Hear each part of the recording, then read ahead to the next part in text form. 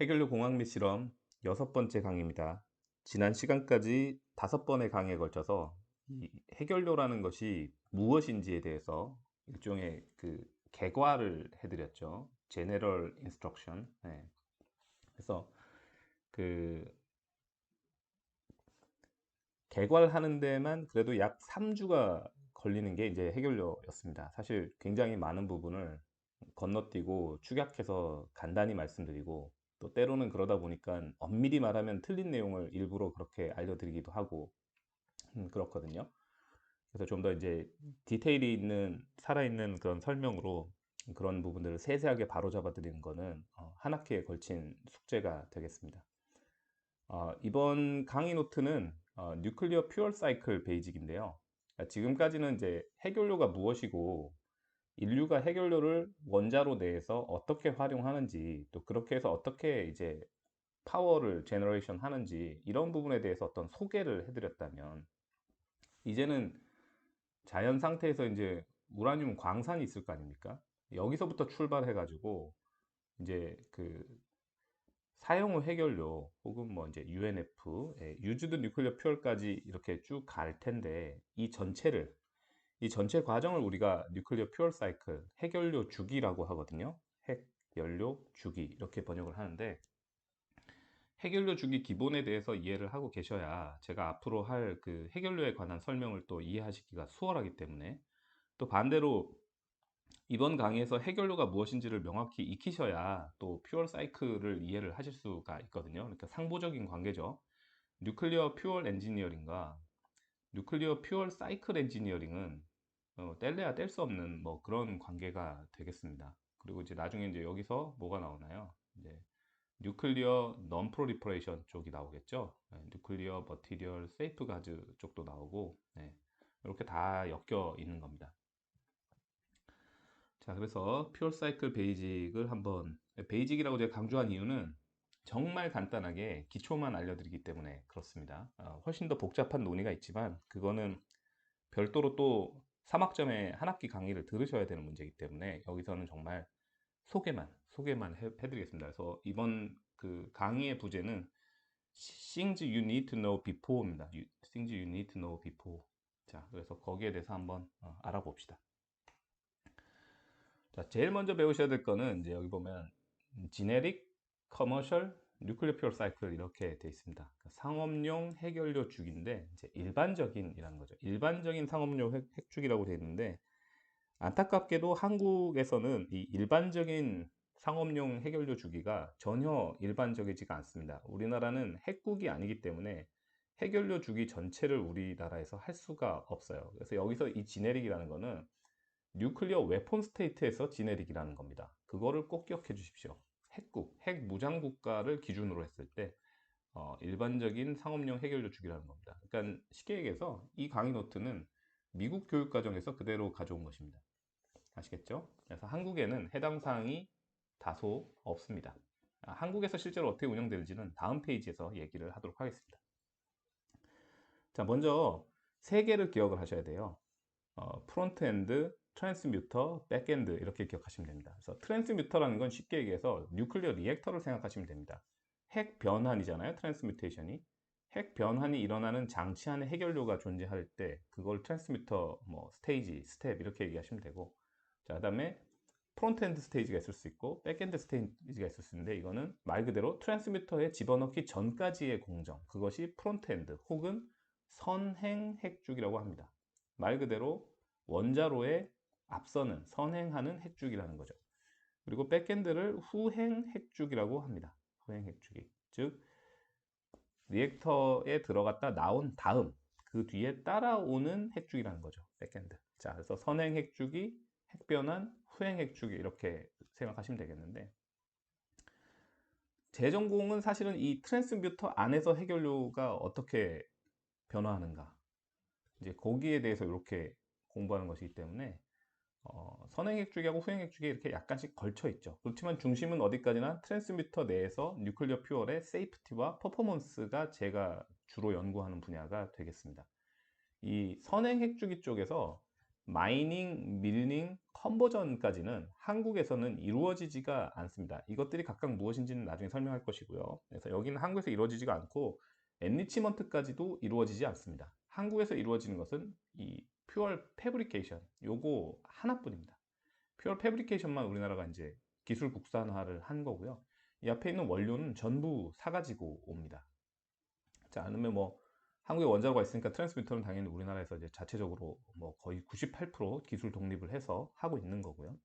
자, 이제 후행 핵주기 쪽이 문제인데 한국에서 하는 후행 핵주기는 우라늄 컨버전 이런 거 할 수 없고 리프로세싱 할 수 없고 플루토늄 컨버전 할 수 없기 때문에 이 HLW 하이 레벨 라디오 액티브 웨이스트 매니지먼트만 해야 되는데 이것도 지금 반쪽짜리인 거죠. 그러니까 심지층 처분 뭐 이런 것들, 딥 지알로지칼 디스포절 이런 것들은 한국에서 부지 선정 자체가 안 됐기 때문에 진행이 되고 있지 않고 그냥 다 그 SNF 풀이라고 보통 이제 얘기하죠. 사용 해결료 저장소 내에서 보관되거나 그게 아니면은 이제 맥스터 같은 뭐 월성에서 이제 거대한 그런 거대하다고 해야 되나? 하여튼 뭐 그 콘크리트 건물 같은 걸 지어가지고 이제 그 안에다가 건식 저장을 일부 하고 있죠. 네, 건식 저장을 일부 하고 있고 그 정도가 되겠습니다. 그러니까 우리나라에서 우리가 관심을 가져야 되는 거는 퓨얼 패브리케이션하고 여기 트랜스미터 안에서 일어나는 일하고 그 다음에 하이 레벨 웨이스트 처분 여기까지가 되겠습니다. 나머지 이렇게 퓨얼의 리사이클링에 대한 부분은 한국에서는 금지되어 있습니다. 쉽게 얘기해서 이제 어떤 국제 조약상으로 금지가 되어 있고 프론트엔드는 금지가 되어 있는 건 아닌데 한국 내에서 현재 상업적으로 운영되고 있는 광산이 없기 때문에 마이닝, 밀링 있을 수가 없는 거고 컨버전 뭐 예, 할 일이 없는 거고 예. 컨버전은 부분적으로 퓨어 패브리케이션 할 때 하긴 합니다. 예. 그렇지만 엔리치먼트는 결단코 국내에서 되지 않죠. 자, 이게 이제 한국의 상황입니다. 자, 그러면 앞에서부터 한번 이 일반적인 핵국에서의 핵주기가 어떻게 되는지 한번 살펴보죠. 제일 처음에는 우리가 이제 우라늄을 그 마이닝을 하게 되면 채굴을 하게 되면 오어 광석을 얻게 되죠. 지금은 이렇게 구식 방법으로 그러니까 광석을 얻는 방식으로 채굴 하는 곳은 굉장히 드물어졌습니다. 거의 없어졌고 나중에 이제 소개해드릴 인시추 리칭법이라는 걸 통해서 사람이 지하에 내려가지 않고 그냥 물에다가 이렇게 옥시단트 타가지고 우라늄 이온을 그냥 다이렉트로 해소하는 그런 방식으로 우라늄을 채굴을 하고 있는데 이제 예전에는 이제 ISL이 없던 시절에는 이제 사람이 뭐 오픈핏 마이닝이나 케이브 마이닝 이런 걸 해가지고 실제로 이제 장비 이용해서 캤겠죠. 그래서 이제 그 광석을 얻으면은 광석의 이제 돌덩어리에 대체로 U3O8의 형태로 우라늄이 포함이 되어 있는데 이거를 이제 화학적으로 추출을 해야 되거든요. 근데 추출하기 편하려면은 이 부피 대비 표면적이 커야 되지 않습니까? 그러니까 캔 광석을 이 부셔야 됩니다. 근데 그냥 부수면 잘 안 부서지니까 이걸 구워요.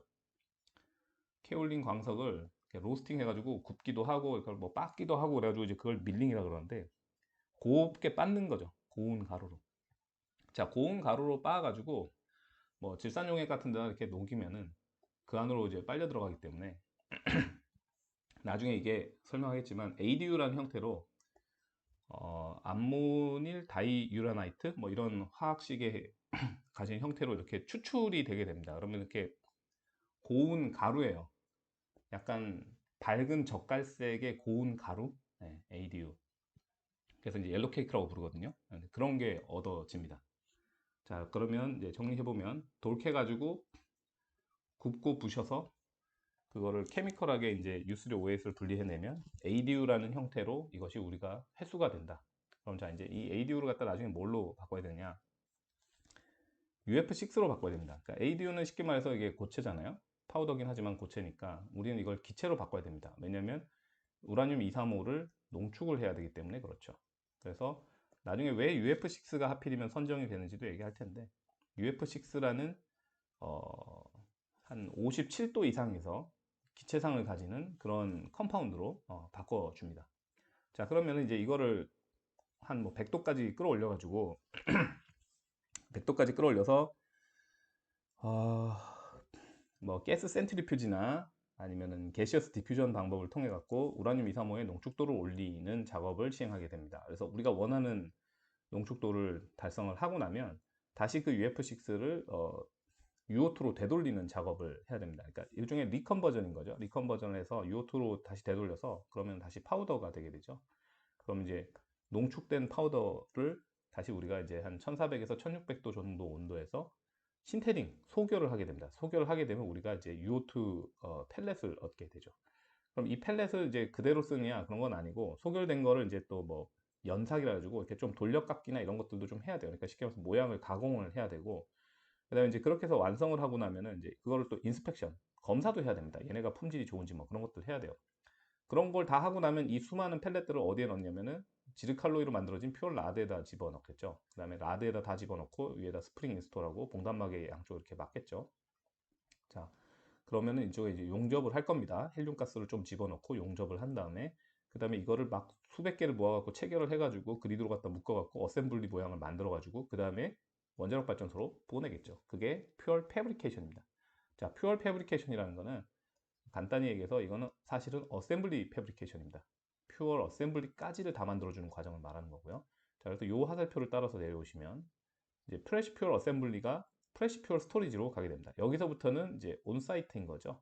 네, 리액터 사이트로 가는 겁니다. 뉴클리어 파워 플랜트 사이트로 가서 거기에 이제 프레시 퓨얼을 저장하는 공간이 있을 건데 이제 주로 이제 물이죠, 물, 수조 밑에다가 이렇게 담궈 놓는데 거기서 보관하다가 이제 그 차례가 오면은 얘를 해결료에 장전을 하게 됩니다. 그럼 해결료 안에서 18개월마다 위치를 바꿔가면서 3번 정도 이렇게 위치를 바꿔서 처음에 장전, 한 번 바꾸고, 2번 바꾸고, 그 다음에 나오겠죠. 그러면은 4.5년 뒤에 사용 후 해결료가 되어서 사용 후 해결료 저장소로 가게 됩니다. 사용 후 해결료 저장소는 물리적으로 프레시퓨얼 스토리지하고 같은 공간을 나눠서 사용하는 경우가 많습니다. 아닌 경우도 있겠죠. 자, 그래서 유즈드 퓨얼 스토리지로 이제 사용 해결료가 옮겨지게 되면은 여기에서 뭘 기다리냐면 라디오 액티브 디케이를 기다리게 됩니다. 그러니까 반감기가 되게 짧은 것들 있잖아요. 그런 것들이 전부 고 어웨이 할 때까지 기다리는 겁니다. 일반적으로 몇 년 정도만 기다리면 갈 것들은 다 가고 어차피 뭐 몇백 년 이상 기다려야 되는 것들은 그대로 남아 있겠죠. 자, 그래서 초기에 이렇게 어떻게 보면 급격한 그 라디오 액티비티의 강화가 있고 그다음에 디케이 hit의 강화가 있기 때문에 그 몇 년 정도의 대기 기간을 거쳐 가지고 어느 정도 이제 해결료가 사용 해결료가 쿨해지고 나면 릴레티브리 쿨이겠죠. 릴레티브리 쿨해진 걸 갖다가 이제 재활용을 할 수가 있습니다. 이게 조금 제가 용어를 미국 걸 그대로 가졌는데 미국은 리프로세싱이라고 해요. 이걸 예전에 우리는 재처리라고 번역을 했습니다. 지금은 이런 단어를 쓰지 않고 이미지가 좋게 하려고 리사이클링이라는 단어를 씁니다. 그래서 이걸 재활용이라고 하죠. 같은 얘기입니다. 사실 하는 건 같은 거예요. 자, 그래서 퓨어를 뭐 또 질산에 녹이고 해가지고 우라늄하고 플루토늄을 주로 회수하고 싶어 합니다. 그리고 마이너 악티나이드들도 웬만하면 회수해서 원자로에 다시 집어넣고 싶죠. 나머지 빼는 건 뭐겠습니까? 피션 프로덕트의 대부분을 차지하는 란타나이드들하고 뭐 기타 등등을 빼가지고 그것들을 이렇게 하이 레벨 웨이스트 매니지먼트 쪽으로 보내고 싶어 하겠죠. 그런데 우리가 만약에 이제 공정을 잘하게 되면은 우라늄하고 플루토늄하고 마이너 악티나이드들을 그러니까 뭐 악티나이드라고 하면 되겠네요. 악티나이드들을 쫙 다 회수를 해서 그걸 완벽하게 한다 그러면 나머지 것들은 사실은 잘만 우리가 이거를 가공을 하면은 로우 레벨이나 인터미디에이트 레벨로 어, 처분을 할 수 있습니다. 그러니까 중저준위로 우리가 만들 수 있어요. 얼마나 잘 회수하느냐 문제이기 때문에. 이제 물론 저는 이 분야에 대해서는 뭐 어떤 전문적인 지식은 없습니다. 왜냐면 이거는 이제 케미스트리거든요. 그러니까 뭐 뉴클리어 케미스트리 혹은 뭐 라디오 케미스트리 이렇게 표현을 하는데 라디오 캠랩 뭐 이런 식으로 표현하거든요. 북한에 있는 재처리 공장을. 그러니까 라디오 액티브한 재료에 대해서 어, 케미스트리 화학적인 방법을 써가지고 우리가 반감기가 길거나 라디오 톡식시티가 강한 것들 혹은 해결료가 될 수 있는 물질들을 다 회수를 해가지고 그걸 다 재활용을 하고 그 외에 이제 재활용이 불가능하거나 뭐 여러 가지 이유로 재활용을 하지 않는 물건들을 이제 최대한 방사선 준위를 낮춰가지고 그거를 우리가 이제 웨이스트로 폐기물로 처리를 하면 되겠죠. 그래서 사람들은 이제 핵폐기물 하면 막 되게 끔찍한 이미지를 갖는데 아, 사실 전혀 전혀 그런 게 아닙니다. 그냥 이거 작업하던 사람이 쓰던 무슨 장갑이나 입던 가운 같은 거 이런 것들이 일차적인 거고 그 다음에 이제 병원에서도 동위원소 엄청 많이 쓰잖아요. 병원에서 나오는 폐기물들도 굉장히 많거든요. 중저준위 그것들은. 그리고 사용 해결료를 재처리하고 나오는 것들은 대부분 뭐 금속 이온이나 이런 것들이거든요. 얘들이 방사능을 지니고 있기는 하지만 뭐 그렇게까지 끔찍한 것들은 다 이렇게 회수가 되게 돼 있기 때문에 어차피 다 원자로 안으로 돌아가는 거거든요. 그래서 일반인들 입장에서는 이거를 전혀 두려워할 이유가 없다고 저는 생각을 하는데, 이제 잘 모르시니까 그냥 핵이랑 폐랑 같이 있으니까 일단 무서운 거죠. 예. 그래서 항상 저는 얘기를 합니다. 핵 폐기물 어디다가 이걸 하든 저는 진짜 그 위에 집 짓고 살 자신이 있다고. 예. 훨씬 더 좋을 것 같은데. 네. 자, 아무튼 그렇고요. 자, 그래서 해결료를 재처리할 수 있는 국가, 핵국 같은 경우는 리프로세싱해서 이제 우라늄을 갖다가 다 회수를 하고 플루토늄도 다 회수를 하고, 그래서 이걸 어디로 돌려보냅니까? 퓨얼 패브리케이션으로 돌려보내게 됩니다.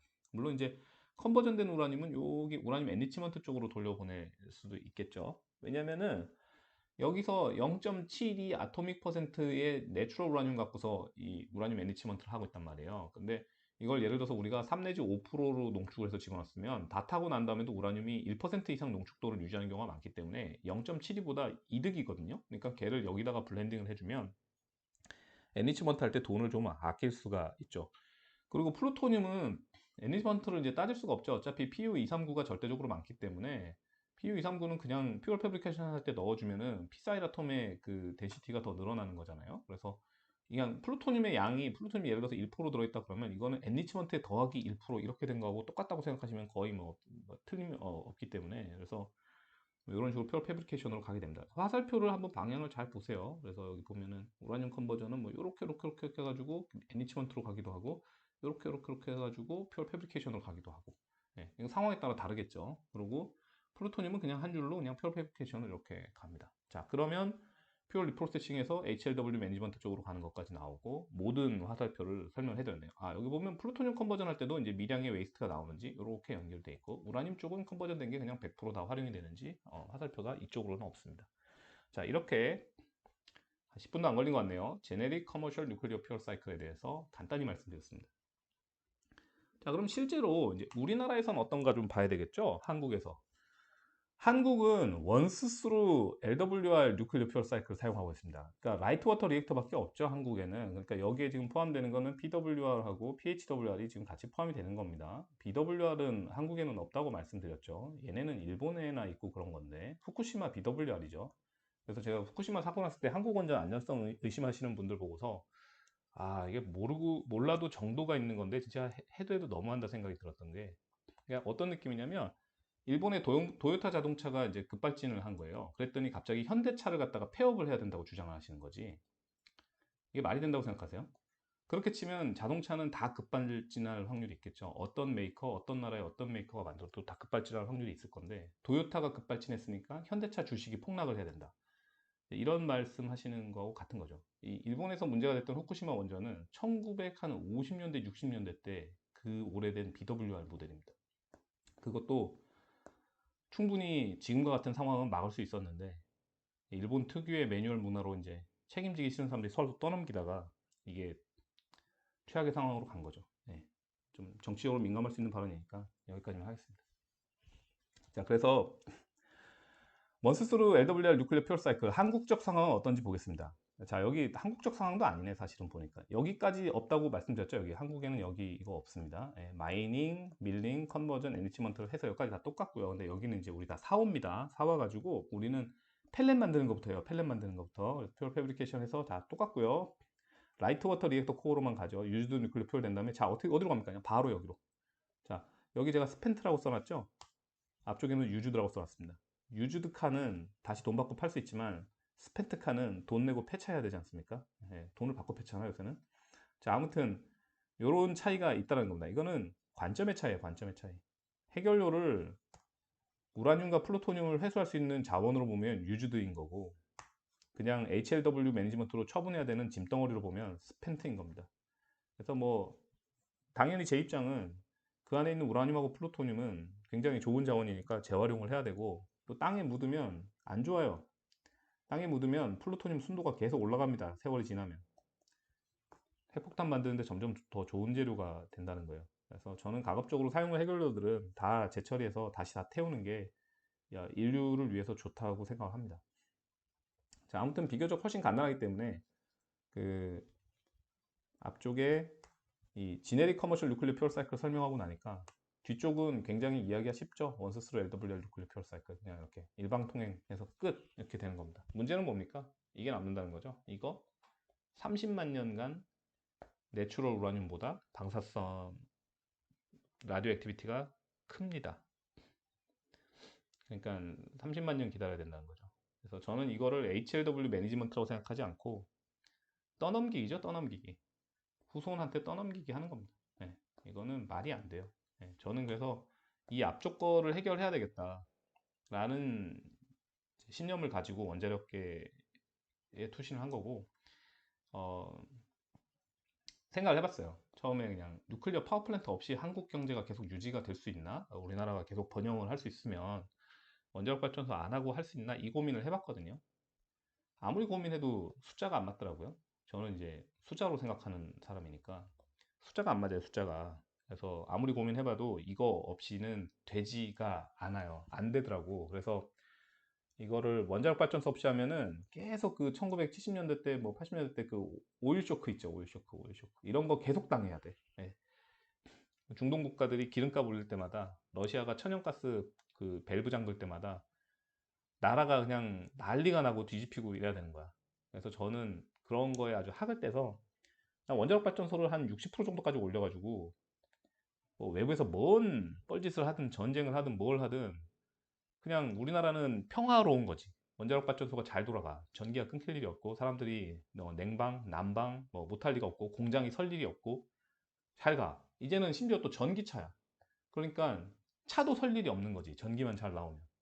물론 제가 2002년에 이제 원자력계 그 투신을 결심할 때 뭐 전기차까지 생각하진 않았어요. 근데 그냥 이거 전기차 빼고 생각해 봐도 그냥 원전 많이 지어가지고 이 기저부하는 다 원전으로 해결하는 게 국익에 가장 부합한다라는 결론이 나는 거야. 이게 가장 부합하지 않는 예를 들어서 뭐 천연가스, 석탄, 뭐 석유 이런 거를 생각을 해봤는데 이거 다 해외 그거라 가지고 가격 변동도 너무 심하고 가격 변동 날 때마다 나라 경제가 난장판이 되고 주유소에 막 그 기름값, 휘발유값 올라가고 이게 정말 말이 안 되더라고요. 근데 이제 우라늄은 왜 그렇지가 않냐면은 좀 중요한 거라서 꼭 말씀드리고 싶은데 원자력 발전소에서 이제 전기를 만들면 진짜 비싸도 한 50원에서 60원 정도거든요. 킬로와트 아워당.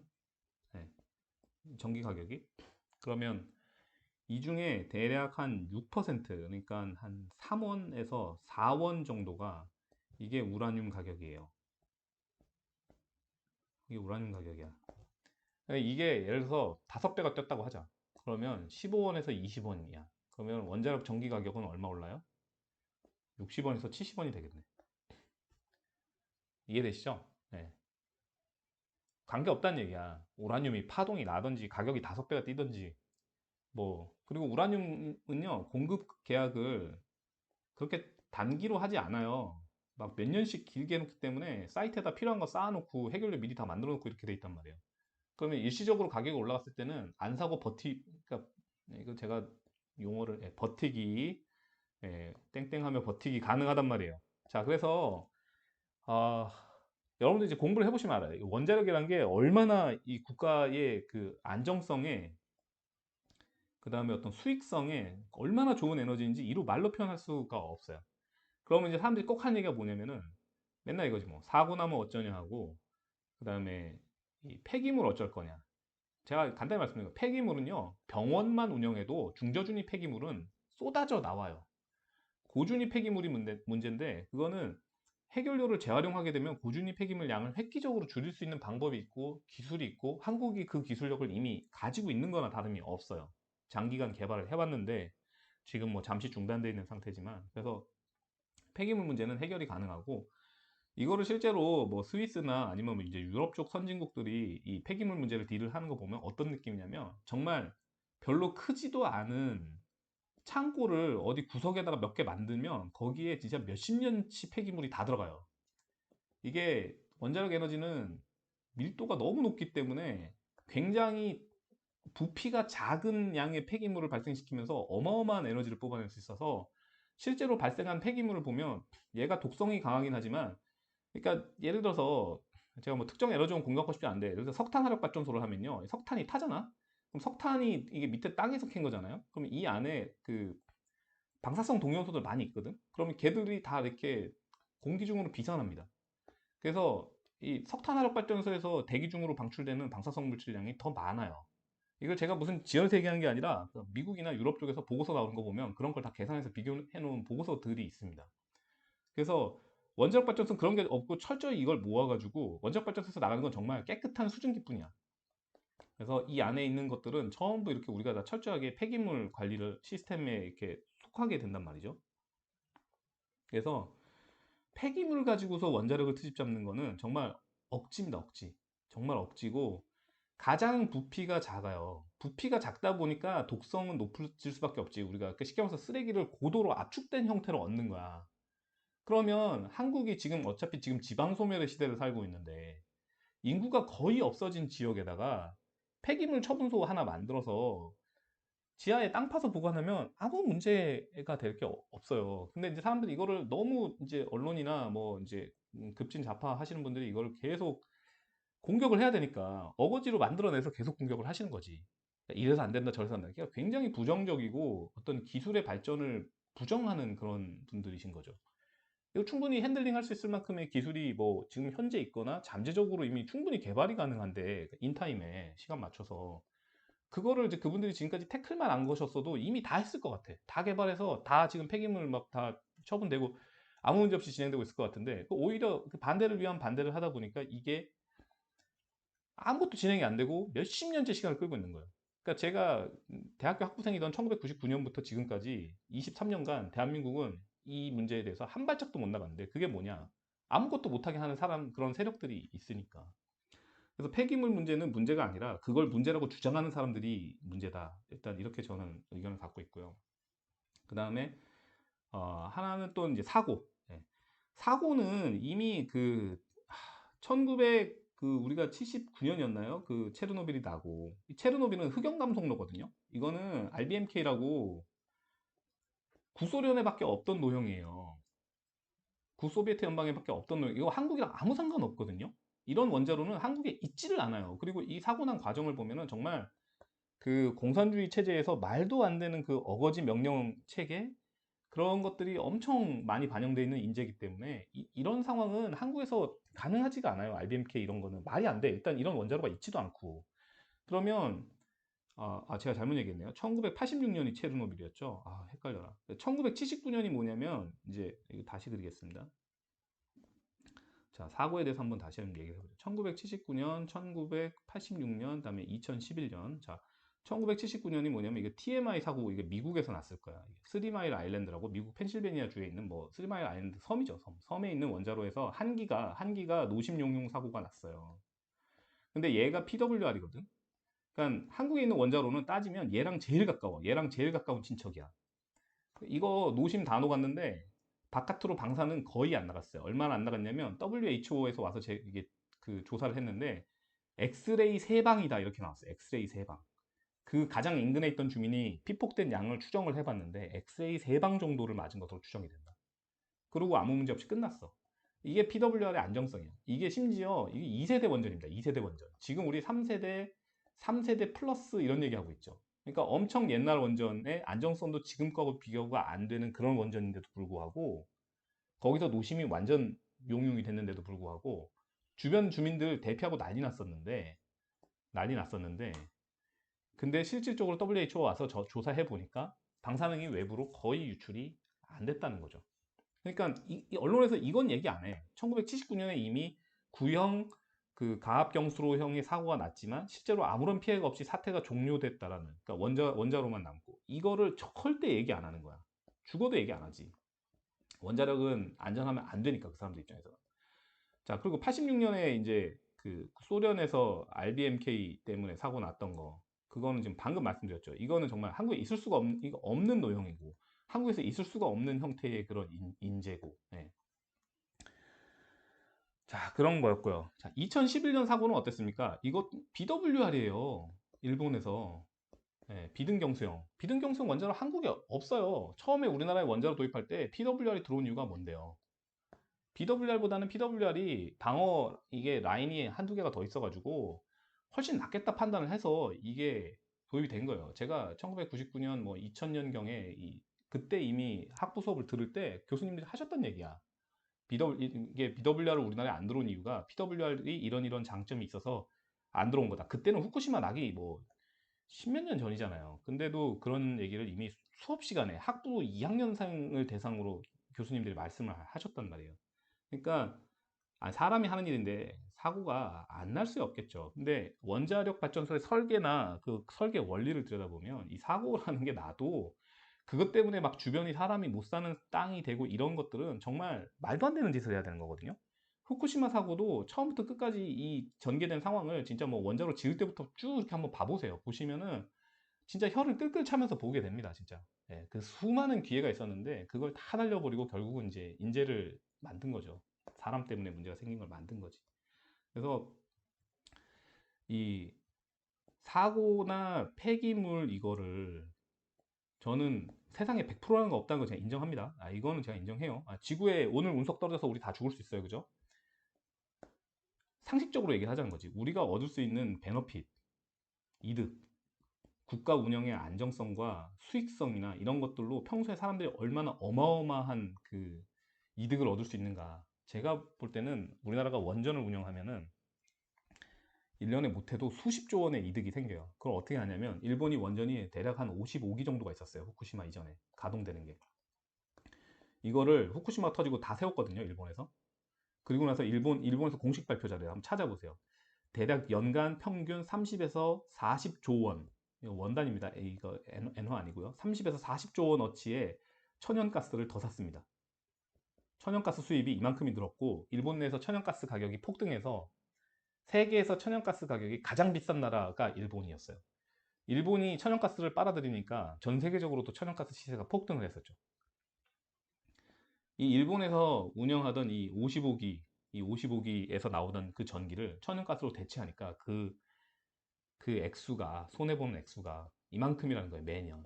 그럼 한국은 얼마겠어요? 우리나라는 24기 정도 되니까 반 좀 더 안 된다고 치면 못해도 10조 원에서 20조 원 정도 손해가 나는 거죠, 매년. 매년 이 돈이 없는 겁니다. 우리나라 국방 예산이 40조 원 하다가 이제 50조 원대 올라갔는데 국방 예산의 절반 혹은 3분의 1 이 정도에 해당되는 돈이 매년 남의 나라 천연가스 팔아주는데 들어가야 되는 거예요. 아까 제가 말씀드렸지만 우라늄 가격은 비교가 안 되게 싸고 굉장히 적은 가격의 그 우라늄으로도 동등한 에너지를 생산할 수 있습니다.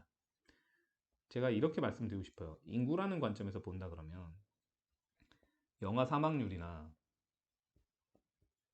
그다음에 평균 수명의 관점에서 봤을 때 우리나라가 원자력을 운영함으로써 이런 것들을 평균 수명을 늘리고 영아 사망률을 줄이고 할 수 있겠죠. 나라가 더 부자가 되고 그걸로 복지 예산을 쓰고 사람들한테 뭐 건강보험 혜택을 더 줄 수 있고 예산을 아껴서 이것과 그러면 꼭 사람을 뭐 원자력 발전소가 터져갖고 사실 뭐 그렇게 해서 죽은 사람도 참 없지만 체르노빌이 아닌 다음에야 그 어떤 직접적으로 사람을 총칼로 죽여야 그게 죽인 게 아닙니다. 국가가 더 잘 될 수 있는 기술이 있고 이걸 활용하면 국민들의 삶이 평균적으로 질이 굉장히 올라갈 수가 있어요.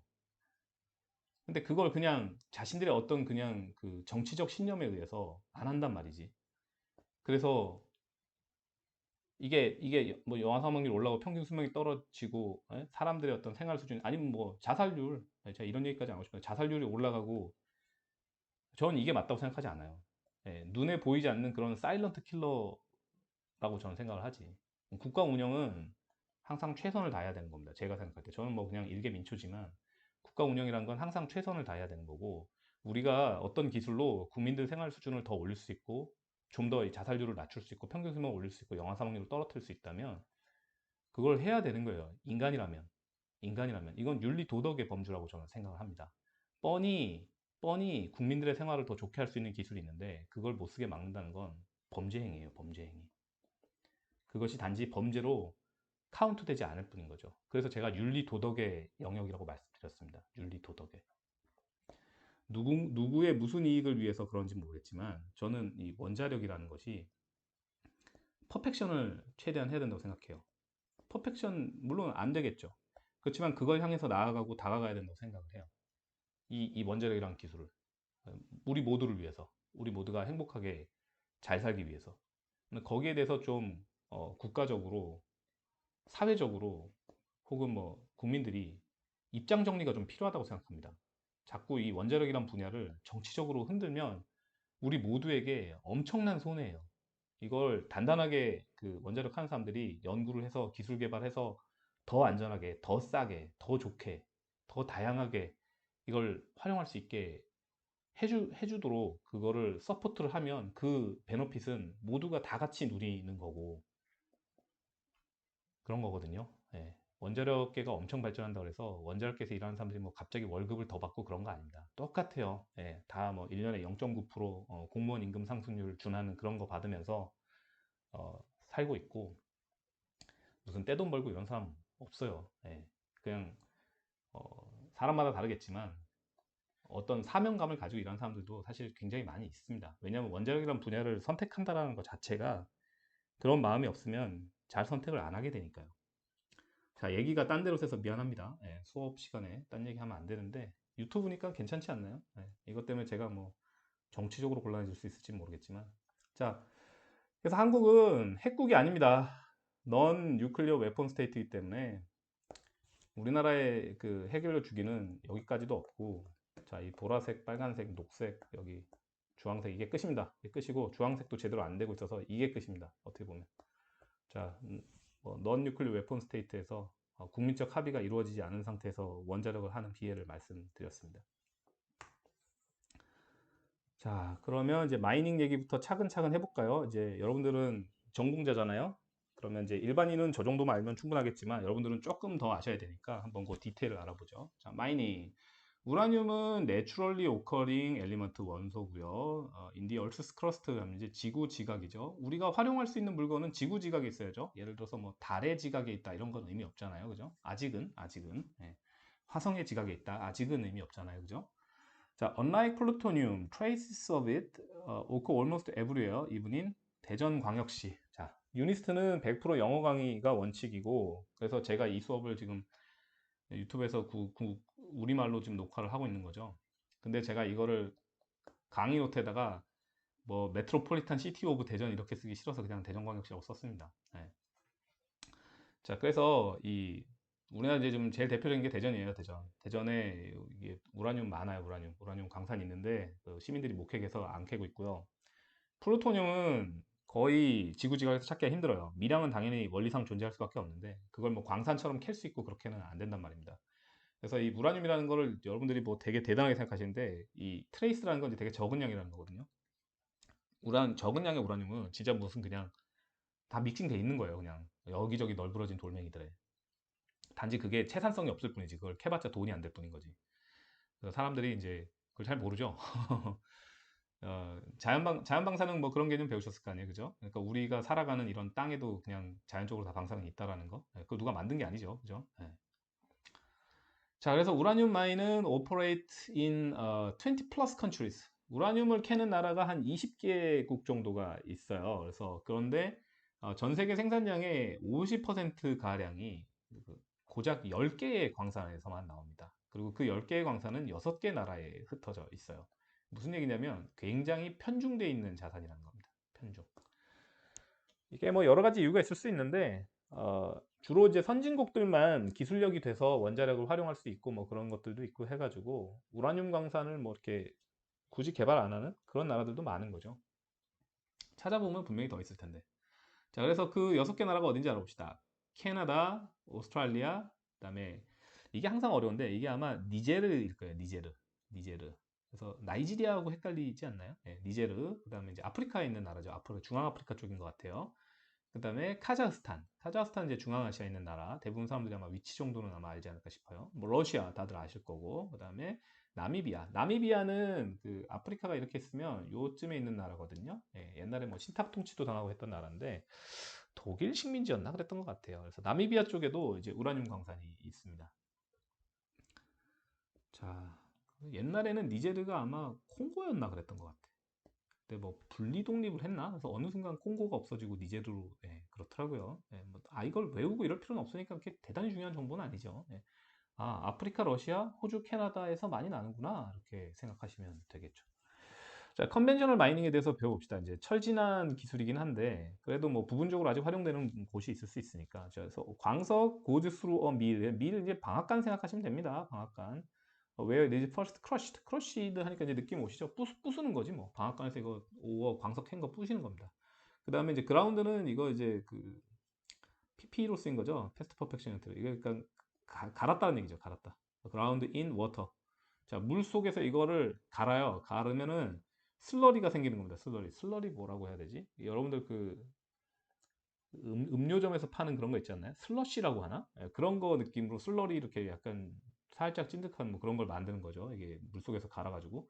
그래서 이 파인 오어 파티클 아주 고운 광석 입자들이 이 서스펜디드 인 더 워터 그러니까 물에 이 서스펜디드라는 게 약간 화공 쪽 단어거든요. 그래서 요거를 그냥 어떤 부유하다 이런 느낌으로 해석하기보다는 예, 워터 안에 서스펜디드 돼 있는 겁니다. 이런 파인 오어 파티클들. 그래서 이제 걸쭉한 이 슬러리가 돼 있다 이렇게 생각하시면 되겠습니다.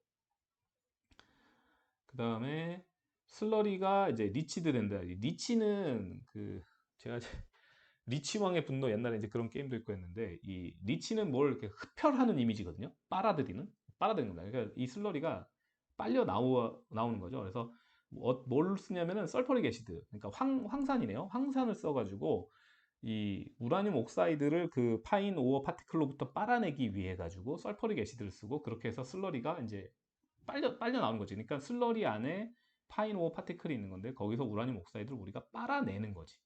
아시겠죠? 그걸 하기 위해서 황산을 더해주는 겁니다. 그 다음에 leaving the remaining rock and other minerals undissolved as mine tailing. 자, 이게 mine tailing이에요. 이 tailing은 우라늄 광산을 운영할 때 폐기물, 그러니까 웨이스트가 되는 거죠. 그러니까 돌멩이에서 우리가 우라늄을 뽑아내는데 뭐 그것도 100% 뽑아내지 못할 거 아니에요. 보통 모든 케미컬 프로세스 그러니까 미량의 우라늄이 아마도 남아 있는 그런 돌멩이 가루들 그런 것들은 이제 광산의 폐기물이 되게 된다라는 겁니다. 자, 그런데 however, nearly half the world's mine now use in-situ leaching 이렇게 돼 있습니다. 네, 이 하프라는 숫자는 이제 계속 매년 변화하겠죠. 네, 그때 상황이 다르니까. 최근에는 제가 알고 있기로 인시추 리칭을 하는 광산이 훨씬 더 많은 것으로 알고 있습니다. 자, this means that the mining is accomplished without any major ground disturbance. 그러니까 옛날에 컨벤셔널 마이닝을 하면 땅도 파고 뭐 동굴을 만들 수도 있고 아니면 오픈 핏으로 이렇게 산을 갈아내고 할 수도 있고 뭐 이렇게 웨이스트도 지상에 남고 막 이런 상태였다면은 이제 인시추 리칭이라는 좀 새로운 메소드가 굉장히 커머셜하게 활용이 되면서 이 굉장히 그런 어떤 이 그라운드, 지상의 어떤 문제가 없이 이렇게 우라늄 마인이 진행될 수 있는 기반이 마련이 됐다라는 거죠. 자, 그래서 인시추 리칭이 뭔지 한번 좀 배워. 인시추 리칭은 자, 그라운드 워터 with a lot of oxygen injected. 그러니까 산소를 많이 집어넣어서 지하수에다가 into it, circulated 이제 순환시킨다는 거죠. through the uranium ore. 우라늄 광산의 존재를 확인하면은 거기다 이제 산소를 많이 첨가한 물을 집어 넣어가지고 그걸로 우라늄을 끄집어 낸다는 겁니다. 그래서 이 우라늄이 녹아 나온 솔루션이겠죠. 더 솔루션 with dissolved uranium 이제 펌프드 이제 이 지하에 설치된 그 관에다가 펌프를 달아가지고 그 물을 뽑아 올립니다. 뽑아 올리면 그 안에 이제 그 솔루션이 뽑혀 올라오면 거기서 우라늄을 이제 추출하는 식으로 이렇게. 그러니까 광부들이 지하에 안 가도 되는 거예요. 굉장히 좋죠. 광부들이 지하에 안 가면 광부들이 피폭도 안 된다는 거예요. 네. 라돈가스에 노출될 일도 없다라는 겁니다. 그래서 인시추 리칭이라는 아주 좋은 방식으로 다 대체가 되고 있다. 이렇게 말씀을 드리겠습니다. 자, 그래서 이 컨벤셔널 마이닝하고 인시추 리칭 두 개 다 produce liquid with uranium dissolved in it. 자, 어떤 액체 형태로 우라늄이 녹아 있는 그런 걸 생산하는 게 목적인 거죠. 그 다음에 필터드 우라늄 된 separated by ion exchange. 여기서부터는 이제 자세하게 아실 필요가 없고 이거는 퓨어 사이클 수업에서 이제 배우셔야 됩니다. 그래서 뭐 이온 교환법을 써가지고 필터에서 뭐 이제 불순물 걸러낸다는 얘기죠. 그 다음에 이제 우라늄을 또 회수를 해야 되니까 뭐 이온 교환법을 쓴다 이런 거고. 그래서 이제 우라늄을 포함한 어떤 컴파운드가 그 솔루션에서 침전이 되게 되는 거죠.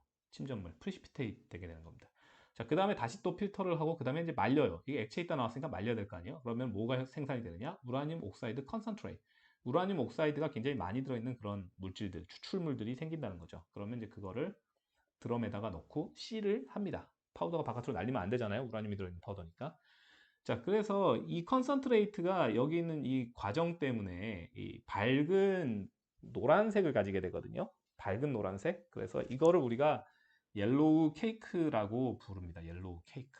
왜 케이크라고 하는지 잘 모르겠는데, 파우더가 굉장히 고와갖고 표면이 좀 케이크 같아 보였나 보죠. 저 잘 모르겠습니다. 이거 뭐 거의 옛날에 지어진 이름이라. 자, 그래서 브라이트 옐로우 컬러 때문에 옐로우 케이크라고 부른다라는 건데, 이 재밌는 게 이걸 만약에 고온에서 말리잖아요. 그럼 또 색깔이 약간 카키색이 됩니다. 카키색은 약간 국방색이라고 우리가 보통 얘기를 하는데 약간 녹색기가 도는 뭐 그런 색이에요. 그래서 제가 지금 이거 글자 색깔을 카키색으로 한 건데 모니터에 따라서 카키색이 제대로 보일지 모르겠습니다. 자, 그렇고 자, 더 우라늄 옥사이드 is only mildly radioactive. 자, 이거 꼭 기억하세요. 우라늄 옥사이드 이게 자연에서 우리가 그냥 캔 거니까 지금 우라늄 235가 0.72%밖에 안 돼 있잖아요. 이게 지금 감마 소스잖아요. 감마레이 소스인데 이게 0.72%밖에 없기 때문에 굉장히 그 라디오 액티비티가 낮아요.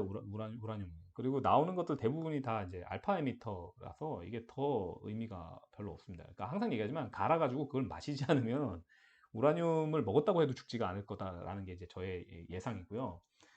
어, 또 셀프 실딩도 있어요. 그러니까 우라늄을 나중에 이제 금속 덩어리로 이렇게 만들잖아요. 그러면 우라늄은 밀도가 이게 19.05 그램 퍼 큐빅 센티미터이기 때문에 엄청 밀도가 높아요. 그 우라늄은 92잖아요. 2, 3, 5, 8 보통 92번이어서 전자도 엄청 많아요.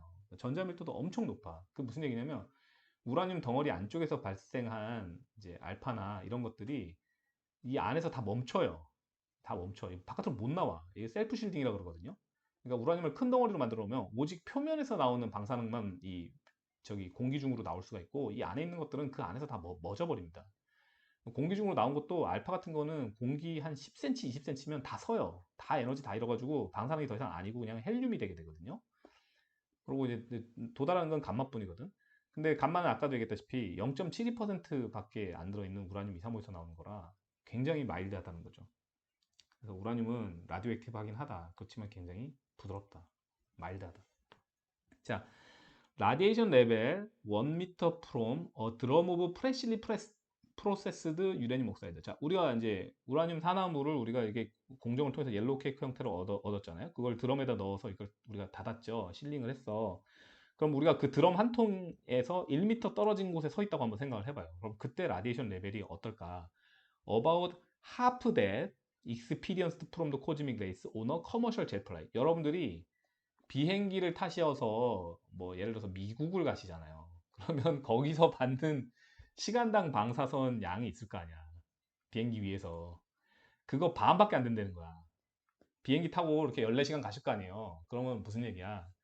대략 그 이 드럼통 옆에서 1m 거리에서 7시간 서 계신 거하고 비슷하다는 거야. 비행기 많이 탔다고 암 걸릴 걱정하시는 분들 별로 없잖아요. 그죠? 네, 우라늄이 이렇게 방사능이 약한 그런 재료입니다. 네, 그걸 좀 꼭 좀 알아주셨으면 좋겠어요. 우라늄 마이닝에 대해서 매우 간략하게 말씀드렸습니다. 자, 우라늄 마이닝 메소돌로지에 대해서 뭐 디테일 좀 얘기하고 할 건데 요거는 다음 시간에 시작하도록 하죠.